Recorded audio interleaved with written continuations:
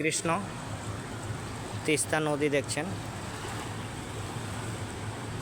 আমরা এখন তিস্তা নদীর খুব নিকটে আছি।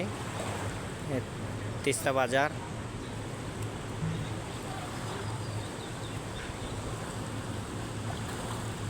দাদা বৌদি আছে। তিস্তা নদীর আনন্দ উপভোগ করছে ওনারা। ওই যে সামনে ব্রিজটা দেখছেন, ওই ব্রিজটা থেকে চলে যাবেন কালিম্পংয়ে। কালিম্পং যাওয়ার ওখানে আবার রেল ব্রিজ হচ্ছে। আপনারা